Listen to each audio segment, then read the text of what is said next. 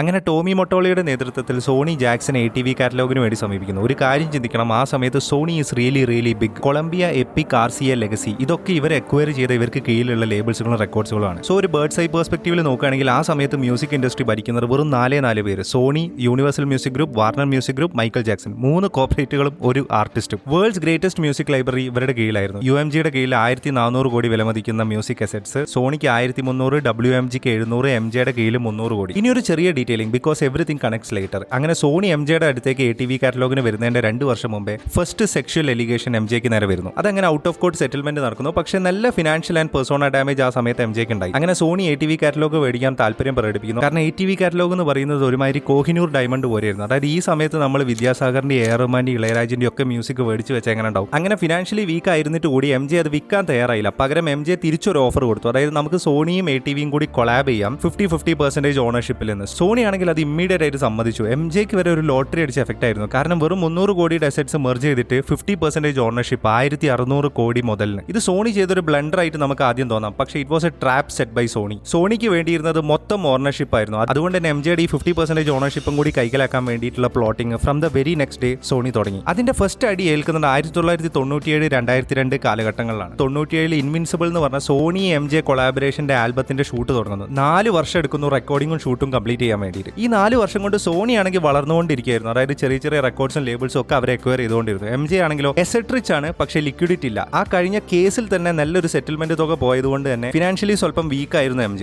അതുകൊണ്ട് തന്നെ ഈ ആൽബത്തിന്റെ റെക്കോർഡിങ്ങിനും ഷൂട്ടിങ്ങിനും പ്രൊമോഷനും വേണ്ടിയിട്ടുള്ള ഫണ്ടിങ് ഈ സോണി ATVയിൽ നിന്ന് ലോൺ എടുത്തിട്ടാണ് MJ തുടങ്ങിയത്. കൊളാറ്ററൽ ആയിട്ട് വെച്ചതോ വെപ്പിച്ചതോ ഈ 50% ഓണർഷിപ്പ്. MJ വാസ് ഷുവർ, കാരണം ആൽബം ഹിറ്റ് ആവുന്ന റെക്കോർഡിങ്ങിന്റെ സമയത്തും അല്ലാതെ കേട്ടവരും ഒക്കെ പറഞ്ഞിരുന്നു. പക്ഷേ സോണിയുടെ കണ്ണ് MJനെ ഫിനാൻഷ്യലി വീക്കാക്കി ഈ 50% ഓഹരിയും കൂടി എടുക്കാനായിരുന്നു. അതിനുവേണ്ടി സോണി ചെയ്തത് എന്താണെന്ന് വെച്ച് കഴിഞ്ഞാൽ പ്രൊമോഷൻ ചെയ്തില്ല ഈ സോങ്. അത് മൈക്കിളിനെ വല്ലാതെ ദേഷ്യം പിടിപ്പിക്കുന്നു. അങ്ങനെ മൈക്കിൾ പബ്ലിക്കായിട്ട് സോണിക്കെതിരെ തിരിയുന്നു. പ്ലക്കാർഡുകളൊക്കെ വെച്ച് സോണിയുടെ ഓഫീസിന് മുമ്പ് വലം വെക്കുന്നു. അതായത് സാക്ഷാൽ മൈക്കിൾ ജാക്സൺ പ്ലക്കാർഡ് മേന്തി സോണിയുടെ ഓഫീസിന് ചുറ്റും വലം വെക്കുക. സോണി ഒട്ടും തന്നെ കുലുങ്ങിയിട്ടില്ല, കാരണം അവരുടെ പ്ലാൻ ഫെയിൽ പ്രൂഫ് ആയിരുന്നു. ആക്ച്വലി അവർക്ക് വേണ്ടിയിരുന്നത് കുറച്ച് സോങ്സ് ഒന്നും ആയിരുന്നില്ല. വർഷങ്ങൾക്ക് മുമ്പ് അവർക്ക് നഷ്ടപ്പെട്ടു പോയ അവരുടെ സ്വത്തായിരുന്നു. ഇനി ആരാണ് അവർ? നമ്മൾ നേരത്തെ 4 ഭീമന്മാരെ കുറിച്ച് പറഞ്ഞില്ലേ, MJ, UMG, WMG, സോണി. ഇതിൽ MJ ഒഴിച്ച് ബാക്കി 3 കോർപ്പറേറ്റുകളിലും ഒരു അൺനോൺ എൻറ്റിറ്റിക്ക് ഭീമമായിട്ടുള്ള ഒരു ഇൻവെസ്റ്റ്മെന്റ് ഉണ്ടായിരുന്നു. So they were aiming for total dominance, a music monopoly. ഇനി ആരാണ് ഈ അൺനോൺ എൻറ്റിറ്റി എന്നറിയാൻ ഞാൻ ഇനി കാണിക്കാൻ പോകുന്ന അവർക്ക് വർഷങ്ങൾക്ക് മുമ്പ് നഷ്ടപ്പെട്ടു പോയ ആ കമ്പനിയുടെ ലോഗോ കണ്ട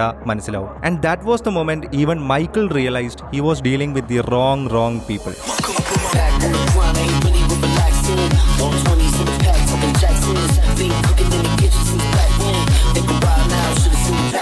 ഇതിന്റെ ബാക്കി അടുത്ത റീലിൽ.